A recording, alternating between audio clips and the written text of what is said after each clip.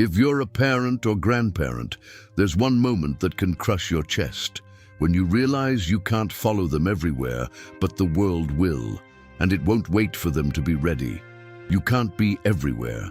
You can't control every choice, but you can cover the day with prayer without superstition, using 3 simple moments. In the next few minutes, I'll give you 3 moments, morning, transitions, and night, so you stop carrying this alone. Before we start, type one word in the comments for them: faith, peace, return, protection. Just one. Picture this: tonight. There is a specific kind of silence that only a parent or a grandparent knows. It is not the silence of peace. It is the silence of waiting. You know this feeling. You look at an old photograph on the mantle, perhaps a picture of your son when he was 5, or your granddaughter at her baptism, and your heart contracts with a love so heavy it almost feels like pain. Or perhaps it is more immediate: a backpack left by the front door, a pair of shoes kicked off in the hallway, or the glow of a phone screen illuminating a face that is slowly drifting away from you. You look at them, these souls entrusted to your care, and you realize the terrifying truth of human love. You cannot live their lives for them. You cannot breathe for them. And no matter how hard you try, you cannot protect them from every sorrow, every mistake, or every shadow this world will cast on their path. Today, the world is loud, and your child hears it all day. As someone who has spent years reading biographies, letters, and testimonies about St. Padre Pio of Pietrelcina, I've noticed one pattern: the anxious parent. We want to control. We want to build walls. We want guarantees that our children and grandchildren will keep the faith, stay safe, and find happiness. But Padre Pio, who became a spiritual father to thousands, understood something we often forget. Anxiety is not the same as love, and anxious prayer can quietly make us feel like everything depends on us. The antidote is simple and demanding: bring the fear to God and choose trust over panic. This isn't a guarantee or a formula. It's a rhythm that helps a parent pray with consistency. The phrase "most powerful" doesn't mean a trick. It means the moments we're most likely to forget to pray. So here's the path we're taking: 3 daily moments, before the day begins, at the thresholds of transition, and at night when worry tries to take your sleep. Not because God changes by the hour, He doesn't, but because we do. We become tired, distracted, and vulnerable at predictable times. And when you learn to pray into those moments, you're no longer trying to carry your family alone. You're placing them again and again into God's hands. But before we understand when to pray, we must purify how we pray.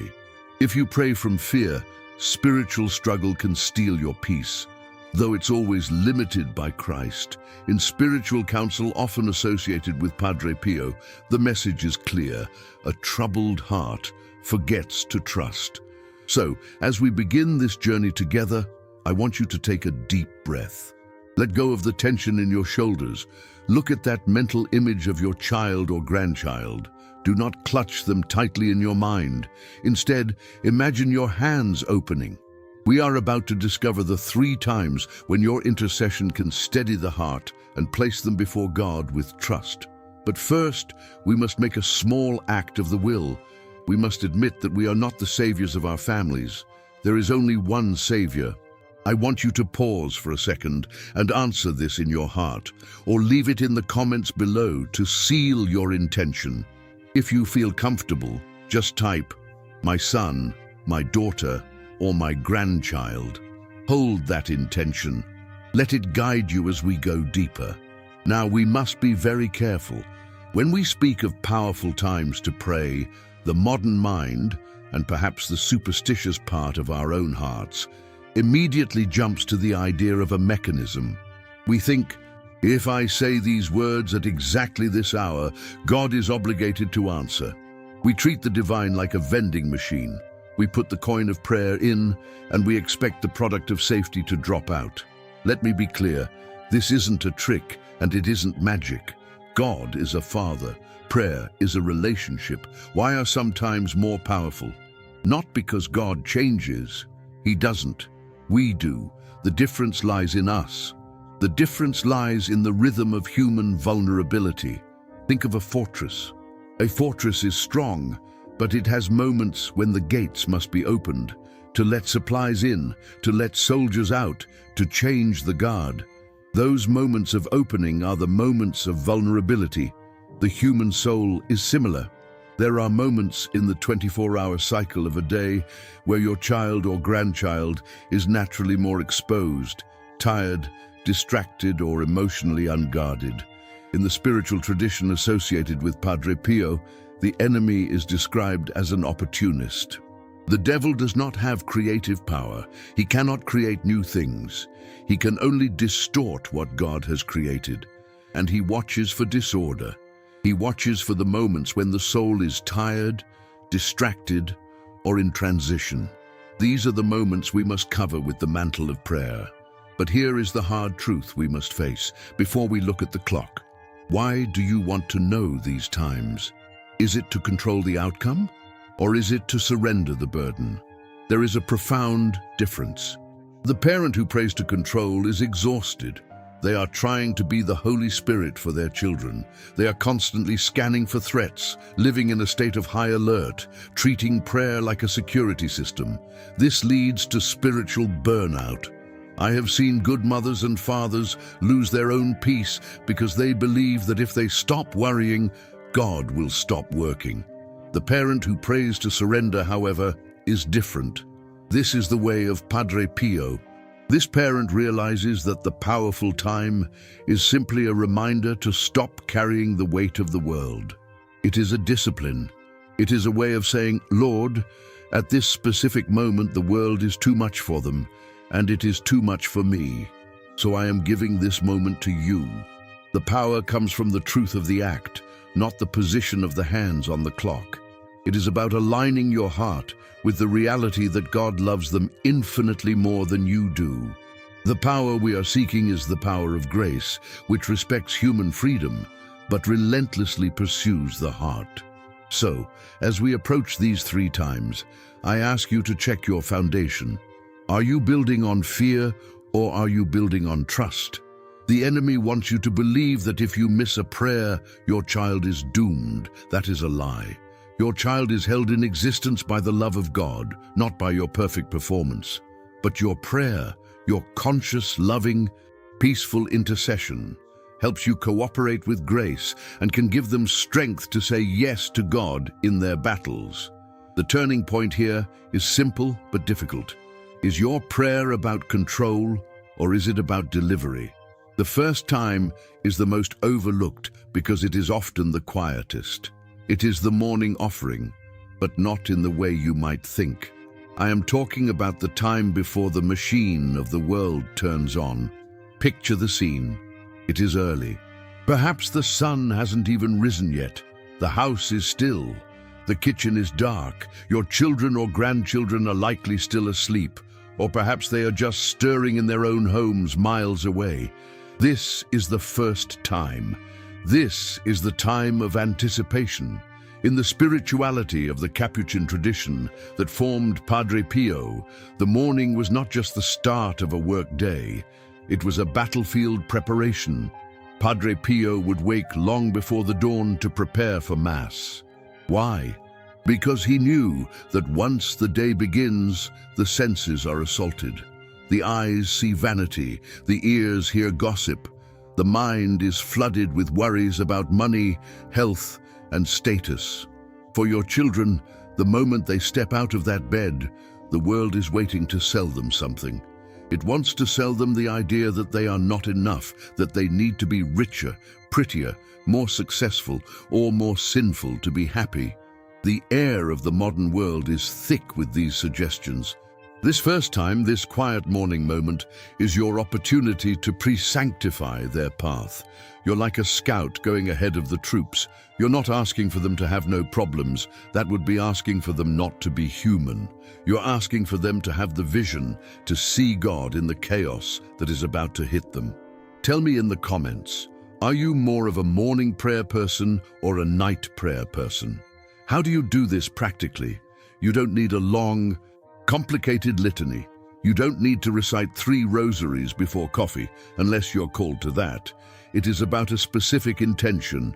You stand in that quiet kitchen or sit in your chair, and you mentally walk through their day. Lord, today my grandson has that difficult exam. Lord, today my daughter has a meeting with a boss who treats her poorly. Lord, today my son is traveling. You offer these specific moments to God before they happen. You place the blood of Christ, spiritually speaking, over the doorposts of their day. You are asking for the grace of prudence for them. Prudence is the virtue that helps us make the right decision in the heat of the moment. Think of it this way. When a soldier goes into battle, he doesn't put on his armor during the fight. He puts it on in the quiet of the tent before the trumpet sounds. Your prayer in the morning is you handing your children their armor.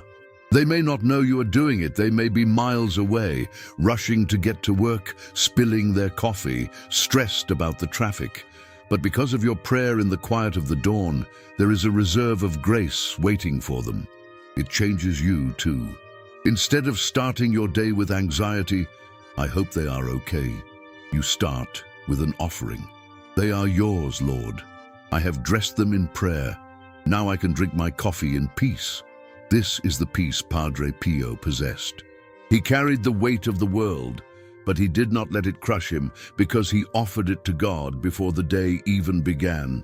The second time is more dynamic. It is the time of transition. Human beings are creatures of habit, but we are most vulnerable when we are moving from one state to another. Think of the physical transitions, leaving the house for school, driving to work, walking into a party, boarding a plane. But think also of the life transitions, moving from childhood to adolescence, leaving home for college, starting a new job, getting married, or enduring a breakup. In the Old Testament, the threshold was a sacred place. It was the boundary between safety and the unknown. The devil, the enemy of our nature, loves transitions because transitions bring confusion. When a child leaves the house, the influence of the family decreases and the influence of the world increases. When a young adult goes to university, the structure of home is gone and the seduction of false freedom begins. This is the second time to pray. It is not necessarily a fixed hour on the clock like 12:10 p.m. It is the moment you know they are crossing a threshold. Perhaps you know your granddaughter drives to work at 8:30 a.m. Perhaps you know your son is going through a divorce. These are the thresholds. Padre Pio was deeply aware of the dangers of the world. He didn't hate the world God created, but he hated the spirit of the world. The spirit of vanity, lust, and pride. He knew that when his spiritual children left the friary to go back to their cities, they were entering a storm. He didn't tell them to hide, he told them to be firm. When you pray during these transitions, what are you asking for? You are not just asking for physical safety, though that is good and natural. You are asking for fortitude and integrity. You are praying that the values planted in their hearts will not be blown away by the winds of the culture. Lord, as he walks into that school, let him be a light. Lord, as she drives to that interview, keep her heart centered on you. This is where we must correct a common mistake. Often parents pray, Lord, don't let them face any temptation. That is an impossible prayer. Even Jesus was tempted. Instead, pray, Lord, when the temptation comes, give them the clarity to see it for what it is. There is a beautiful tradition associated with Padre Pio regarding the guardian angel. Devotional accounts about Padre Pio often emphasize praying with and asking help from one's guardian angel, especially when you can't be physically present. This is perfect for times of transition. You cannot be in the car with your grandson. You cannot be in the dorm room with your daughter. But you can pray, my guardian angel. Go to his guardian angel, whisper courage to him, remind him of who he is. This is not superstition, it is the communion of saints. It is acknowledging that the spiritual world is crowded with help, if only we ask for it. By praying during the transitions, you are acknowledging that life is a journey. You are not trying to keep them as children forever. You are blessing their growing up. You are blessing their going out. And in doing so, you are placing a spiritual seal on their comings and goings, just as the Psalms say, "The Lord will guard your going out and your coming in from this time forth and forevermore." Now we arrive at the third time. This is often the hardest time. It is the night watch. The sun has gone down. The distractions of the day have faded. The house is quiet again, but it is a different kind of quiet than the morning. The morning quiet is full of potential. The night quiet is often full of regret or fear. This is when the phone rings and your heart jumps. This is when you lie in bed and your mind starts to replay the past. Did I do enough? Why hasn't he called? Is she safe? I saw something in his eyes today that worried me. The devil, being a coward, prefers the darkness. He likes to attack the imagination when the body is tired. He wants to turn your concern into despair. He wants you to create catastrophic scenarios in your mind. This is the third time, and it is the most crucial battleground for the parent's soul. Padre Pio suffered greatly at night. It was often at night that he faced his harshest spiritual combats. But it was also at night that he exercised the greatest trust. He is widely remembered for the line, "Pray, hope, and don't worry." For many people, it becomes most practical at night. If you go to bed with a heavy heart, you are essentially saying, "God, I don't trust you to watch them while I sleep, so I will stay awake and worry." But you cannot watch them. Your worry adds not a single cubit to their span of life. The prayer of the night must be a prayer of relinquishment. It is the act of handing the burden back. Imagine this. All day long, you have carried your children in your heart. You have worried. You have loved. You have advised. Now, at the end of the day, you must visualize yourself walking to the foot of the cross or into the arms of the Father and physically taking the weight of your children off your shoulders and placing them down. You say, "Lord, I have done what I can do today. Now I am going to sleep.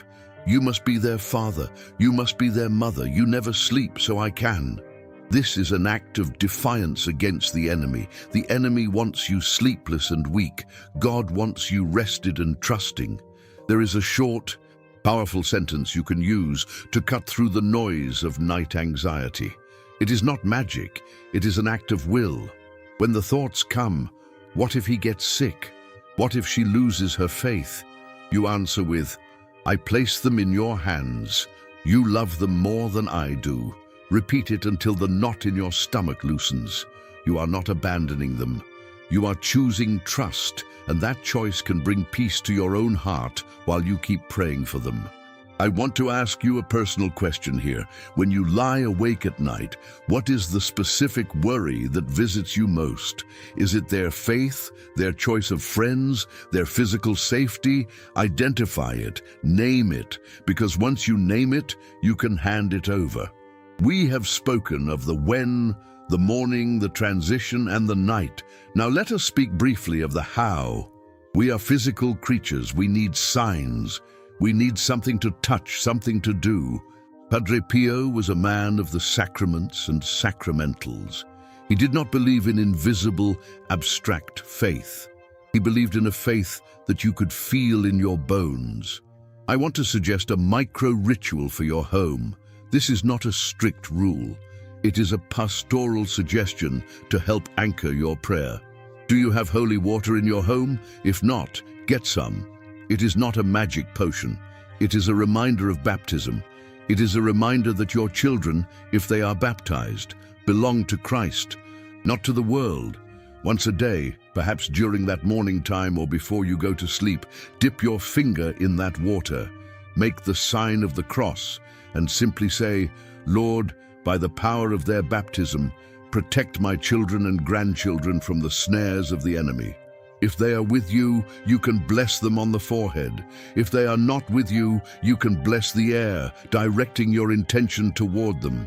Even when they're far away, you can still hold them before God in prayer. And then, there is the Rosary. Biographies and devotional sources often describe how Padre Pio treated the Rosary as a weapon in spiritual struggle. But I know that for many modern parents and grandparents, the idea of praying a full Rosary every day feels overwhelming. You are tired, you are busy. Here is the advice: do not let the perfect be the enemy of the good. If you cannot pray 5 decades, pray 1. Pray 1 decade, 10 Hail Marys, specifically for your children. Choose one virtue for the week. This week I pray this decade for the virtue of purity for my grandsons. Next week I pray for the virtue of honesty, focus, simplicity, constancy. The devil fears a simple, humble prayer more than he fears a complex, prideful one. A grandmother holding her beads, fighting off sleep, whispering Hail Mary for her wayward grandson. That is a sound that shakes the foundations of hell. Not because the grandmother is powerful, but because she is persistent. She is like the widow in the gospel who would not stop knocking. If you wish, you can write your intention in the comments, just 1 or 2 words. For my son's return, for my daughter's healing. Let this be your digital act of placing the intention on the altar. We come now to the end of our reflection. We have traveled from the anxiety of the human heart to the peace of the morning offering, through the dangers of the daily transitions, and into the surrender of the night. But there is one final place where all these times converge. It is the Holy Mass. Padre Pio lived his life on the altar. For him, the Mass was not just a ceremony, it was the reality of Calvary made present. He knew that on the paten, that small gold plate where the priest places the host, all the sufferings and prayers of the world are collected. When you go to Mass, or even when you unite yourself spiritually to a Mass being said somewhere in the world, you have the greatest opportunity of all. When the priest lifts the host, lift your children. In your mind's eye, place your son, your daughter, your grandchild right there on the altar. You don't need to say words, you just need to make the offering. Lord, here they are. I cannot fix them, I cannot save them, but I can bring them to you. This is the ultimate hope. We plant seeds, we water them with our tears and our prayers, but God gives the growth. You may not see the fruit of your prayers today. You may not see it next week. You may not even see it in your lifetime. Saint Monica prayed for Augustine for years, weeping, following him, suffering. She saw the fruit eventually, but many holy parents do not see it until eternity. That does not mean the prayer is wasted. No prayer offered in love is ever wasted. It is stored. It is used. It's applied to their souls in ways we cannot comprehend. So, go in peace. Do not let fear rule your home. Let your prayer be a blanket of light that covers your children in the morning, shields them in their transitions, and surrenders them to God in the night. You are not alone in this task. You have the Mother of God, you have the saints, and you have the very heart of Jesus, which beats with love for your children, a love even greater than your own. Some people keep a single word on a note or on the phone as a reminder of their intention. Faith, peace, return. Choose yours. These moments aren't magic. They're simply anchors for faithful, steady prayer. May God bless you and your families, and may the peace of Christ, which surpasses all understanding, guard your hearts and your minds.